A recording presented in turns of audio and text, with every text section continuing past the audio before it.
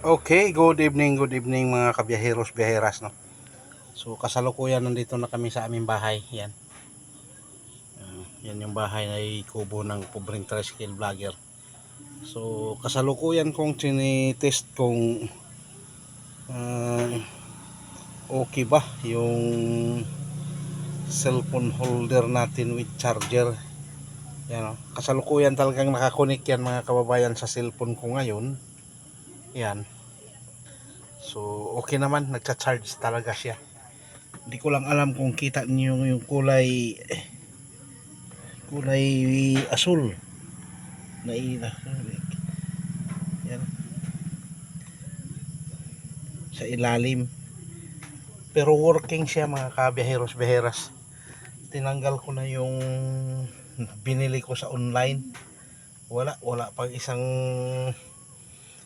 isang oras, sira agad. Samantalang ito, susubukan pa lang. Pero dati na akong may ganyan. Mas matibay siya mga kabiyaheros biyaheras. Mas kumbaga nasira lang yung aking battery talaga noon, kaya nadamay, naepektuhan. So yan yung ating so yun yung switch natin sa baba. Ito, yun, naka-on yung ating switch na yan. Yan yung para sa ating cellphone charger. So kasalukuyang nagcha-charge yan habang binibideo ko. So okay, yan yung mukha ng pobreng tricycle vlogger. Yan. Shout out. Yan yung ating tricycle. So inutay-utay na nating ayusin para mapanatili nating maganda. Yan. So working yung dalawang speaker natin. Speaker sa front at saka yung sa ilalim ng bangko. Yan. So kailangan ko pa siguro talagang lagyan ng ilaw din sa ilalim para may at least may may liwanag din dito sa loob. Wala pa, hindi ko pa talaga. Naka-ready na yung mga na yan, mga biyaheros natin. Wala nga lang pambili. Kaya yun, naaantala yung mga dapat gagawin ko din sa tricycle. Kailangan mo nang atupagin ang pagpaparming. Ayan. So okay. So yun yung mga naidagdag natin mga. Tapos yung ating mini sound system na yan. Yan. So yan.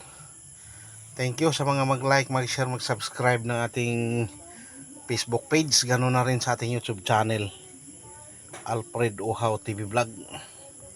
Ang pobreng tricycle vlogger kasalukuyan ngayong nagre-review sa kanyang cellphone charger with cellphone holder with charger. Yung pala yan, cellphone holder with charger. Yun. Para ang purpose naman kasi nito, kahit nananakbo ako, pwede ako makakakuha ng mga video. Kasi ang hirap talaga kasalukuyan kang nagpatakbo ng sasakyan tapos mag-video ka. Takaw disgrasya yung mga ganong senaryo. Kaya nilagyan ko na lang talaga siya ng cellphone holder with charger. Okay. So shout out sa ating mga kabiyaheros-biyaheras natin dyan na nasa lansangan pa. Ingat po kayo na talagang madulas ang kalsada, lalo na dito sa area ng Mindanao, kung saan man tayong sulok ng ating mundo. So ingat lang tayo. Yan. So yun, pinasok ko na sa aming grahe yung mamunting tricycle ng pobreng vlogger. Yan. baka sakaling mapalagyan pa yan ng pintuan para safety ang ating mag-ina.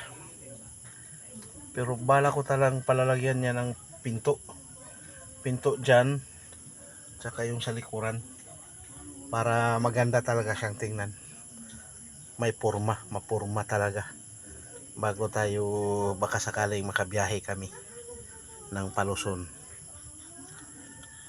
Okay, so hanggang dito na lang muna tayo sa ating videos for tonight.